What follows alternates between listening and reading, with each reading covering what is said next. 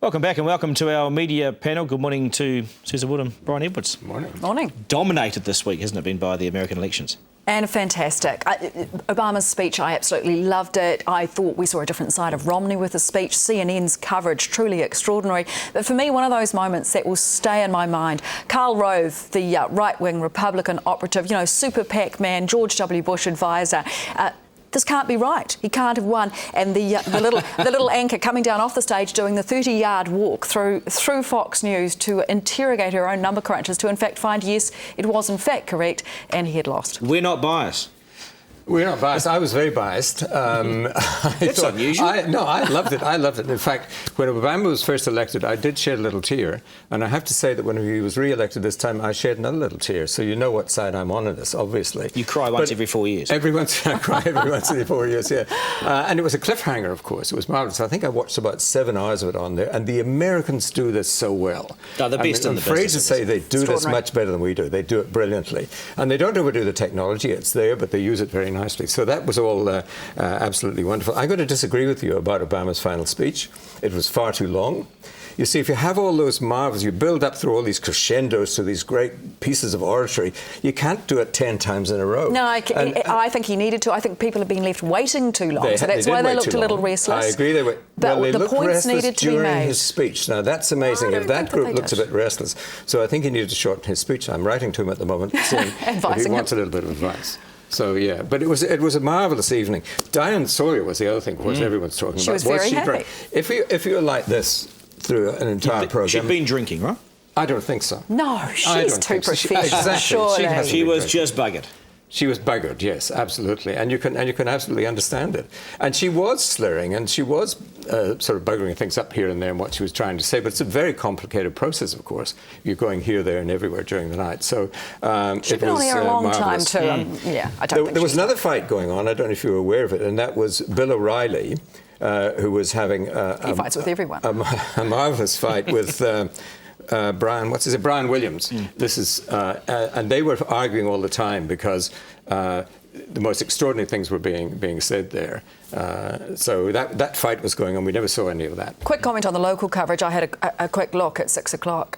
TV1, I don't know why they stuck on the first African-American president. That was a story 4 years ago. The story this week was that he got re-elected, and that was their intro. And expectation as well. I mean, again, Obama's created some expectation out of that speech, didn't he? Well, the whole demographics of America have changed. That, to me, was one of the most interesting things. There was a comment which was made, actually, by Bill O'Reilly, who said, Obama wins because it's not a traditional America anymore. The white establishment is in the minority. And that's right. Oh, the rich old white guys have got it. Factor. Yeah, that's the problem the Republicans have got. Yeah, but you were talking about local coverage. Yes, yeah, and here, and the fact also that TV1 went off before the speech, and there was Campbell Live with the whole Obama speech. You cannot say you're a proper news channel delivering news if you're not staying for one of the most important speeches in the world. I agree with you. Sorry, are you telling me that TV1 went off air before the end of the coverage? Well, I watched it through Campbell Live. So what is it we learn from the coverage that we saw in the past sort of 24 hours out of CNN? I mean, it was marvellous, wasn't it? It was genuinely superb. They've got better technology than we've got. Oh, we've got some pretty good stuff here, but it's nothing like that, wouldn't we? Well, I watched the 3 channels. I watched ABC, I watched CNN, those 2. And now I can't remember what the third one I watched, so probably stayed up too late. But I watched 3 channels. Yes, of course, I watched Fox. And the interesting thing about Fox was I thought Fox was quite even-handed in the way they dealt with it, which struck me. You're putting on a funny face. I'm smiling. Why are you putting on a funny face? For them, well, they had to because the people had spoken. Yeah. They couldn't ignore the result. They lost. That's right. Yeah. They got whomped. All right, Brian, it's a nice sort of gay purple jacket you've got there, but it's a gaff. Thank you very much. You're welcome. Gaff-prone Prime Minister with his gay red T-shirt, the Beckham comments. You've got to have a view on this one. Well, I have a view, but it may not be the view you're expecting. I mean, I think too much is being made of this.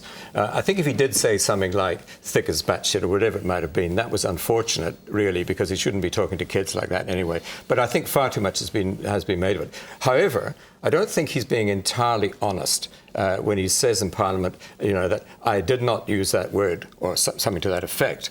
So well, he's probably being actually honest. He didn't use that word. Well, he didn't use that word, but it's a technical honesty, isn't it? He's being sort of But I don't think the punters care. He's being kind of lawyer-like. I really don't think the punters care. I think the reality is, and I'll tell you a little story this week. Get on an Air New Zealand flight, and the lovely cabin crew lady, she said, "Oh, John comes on here every week, and we have a good old chat, and he asks after the kids." And then she said, when Helen came on, it was, "Good morning." And, you know, that's what the punters see. So the bit of John that's a bit loose around the edges, yes it is actually what general public really like about the man. I don't disagree with that, but I think there's a little bit of deception going on here. So when he says in Parliament, "I did not say that," this is like Bill Clinton saying, "I did not have sex with that woman." It's correct that he didn't have sex with that woman, but he did do something else with that woman. Perhaps he is. Right? So it's perhaps he's showing that, you know, I'm very wealthy, but I'm also down to earth, unlike perhaps Mitt Romney. If you think about it. Exactly. I mean, that was Romney's problem. And when you, just going back to America, the Republicans for the past 2 elections have had rich old guys who haven't connected. Completely out of touch. Completely out of touch. I only pay $2 million in tax. Yeah. I don't disagree with that either. And actually, there's an interesting interview with John Key in the Herald this morning in which he says, "I am what I am. You know, I am myself. This is how I go. I'm not going to change it, and you can't change me." And he polls. They poll every week, and I bet you his polling's just fine right now because general public, it's that disconnect between media and general public. General public are going, well, who cares? But so, if it wasn't batshit, what was it? Well, he will not answer that. And if you say thick as, what do you follow thick as with? Well, potentially something may begin with P. Probably, yeah. But I mean, the media haven't. I mean, you say that, you know, it's a bit of overkill. The media haven't done that much on it, though. Oh, there's been a lot. I think there's been a heck of a lot between that and the gay church. I didn't do anything on the news on it. You are not the media. A significant part of it, Duncan, but not the only one. I meant the whole media. But never mind, go on. Yeah, but there was plenty more on it. Yeah, there has been. Well, I suppose if you're in the Labour Party, you're going to make something of that, aren't you? Well, you have to, don't you? You've got to. I mean, it's opposition politics. Yeah. But look, I actually think that this is the Prime Minister's strength, actually. Yes. Yep. Brian?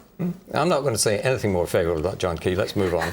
OK. Richard Long, former Dominion Post political editor, long-time political journalist, editor of the Dominion Post, appointed to the TVNZ board.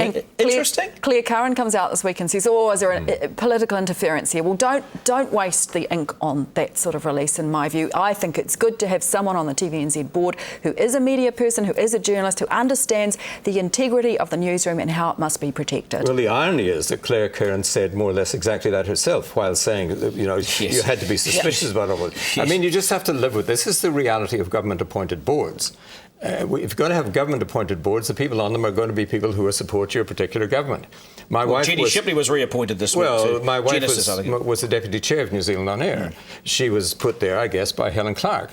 Had she still been there when National won the election, I'm sure she wouldn't have survived very long. That's just how it goes. So what does his appointment mean? Is TVNZ going in a particular direction?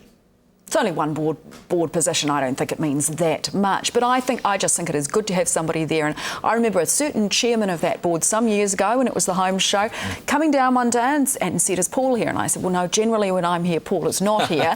And that was the first sort of revelation for him. And then the second one, I said, "Look, I've just done this pre-recorded interview in London and because of the time zone, we're doing this." And he looked at me and he said, "Is the Home Show pre-recorded?"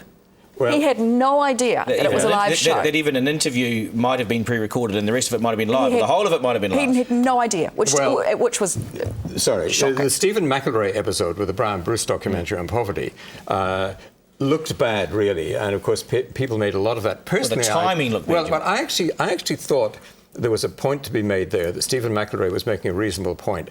So you have a half-hour documentary, an hour-long documentary, all about poverty in New Zealand, and you play that 3 days before an election. That's a political statement. You can't avoid the fact that that's a political statement. But do you not think there could have just been a cock-up there with one department's not talking to the other?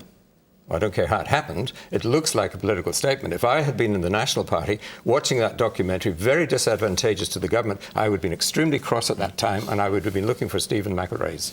I would have been right on Stephen McElroy's side. So no surprises then about when? No, I mean, it's just what happens, you know. I mean, you saw it with the Labor. Mike Williams got put on board. But hasn't Michael Cullen been appointed somewhere by the slot? So I mean, they change around. They of course. The really annoying thing is when you haven't been asked to be on a board. Is this a plug for yourself there? And your number is? Yes, I'll give you my number later. Well, I think Richard Harman might need to get a call shortly because Richard Griffin, of course, is on the Radio New Zealand board. Yeah. We should all be on boards. Well, I'll make sure that there is your number gets out. All right. Nice to see you, Duncan. Yeah, it is good to see you. It's been a few years. It's been. And it's also been only a couple of months, Brian. Yes, very nice to see you back. Yeah, excellent. Thanks for joining us again this morning. So next week on The Nation, unemployment is up and business confidence is down and the global outlook is poor. The asset sales program has been stalled by problems and we're still borrowing overseas to meet government spending. What's happened to our much promised economic step change? An extended interview with the Prime Minister John Key is next week on The Nation. And that brings us to the end of the program for this week. Remember, all our stories and interviews can be seen on our website, frontpage.co.nz. That's frontpage.co.nz.